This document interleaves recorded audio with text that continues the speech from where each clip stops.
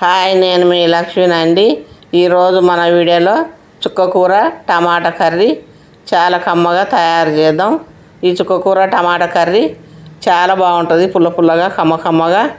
ఈ కర్రీ కొరకు చుక్కకూర 2 కట్టలు పెద్దవి, ఇవి బాగా కాడలు కూడా లేతగా ఉంటే కట్ చేసుకొని ఇది వాటర్లో వేసి కడిగి ఇలా పెట్టుకోవాలి. తర్వాత పొయ్యి మీద ఒక ప్యాన్ పెట్టి 2 స్పూన్ల నూనె వేసుకోండి.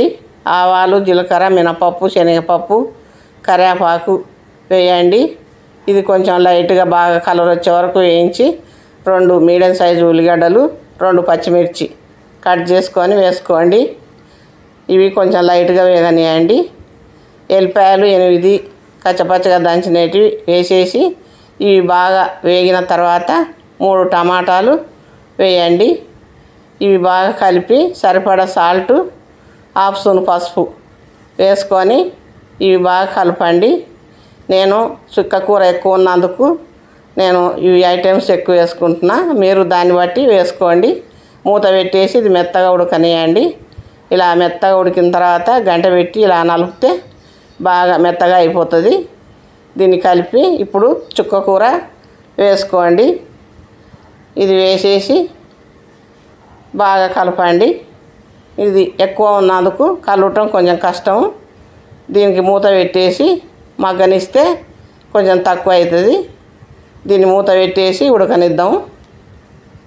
ఇలా మూత పెట్టి ఉడికిందేమో చూద్దాం. చూడండి, ఇలా మగ్గిపోయింది. ఇది బాగా కలిపి మరొకసారి మూత పెట్టి మెత్తగా ఉడకనిద్దాం. చూద్దాం ఉడికిపోయిందేమో. చూడండి, మెత్తగా ఉడికిపోయింది. ఇప్పుడు దీనికి సరిపడా కారం వేసుకుందాం. ఇది చుక్కకూర చాలా పుల్లగా ఉంటుంది. కారం కొంచెం ఎక్కువైనా సరే సరిపడ్డట్టు వేసుకోండి. 1 స్పూన్ కారం వేసి 1 స్పూన్ ధనియాల పొడి వేసి ఇలా కలుపుకోండి. బాగా కలిసిపోయే వరకు ఇది 2 నిమిషాలు ఇలాగే కలుపుతూ సిమ్ముల మగ్గించుకుంటే ఇది మెత్తగా అయిపోతుంది, బాగుంటుంది. అయిపోయిందండి ఈ కర్రీ. ఒక బౌల్ తీసుకొని వేసేసుకోండి. ఇది వేడివేడి అన్నాలకు పుల్లగా కమ్మగా చాలా బాగుంటుంది. ఈ వీడియో మీకు నచ్చితే లైక్ చేయండి, షేర్ చేయండి. మా ఛానల్ను సబ్స్క్రైబ్ చేసుకొని వారు సబ్స్క్రైబ్ చేసుకోండి.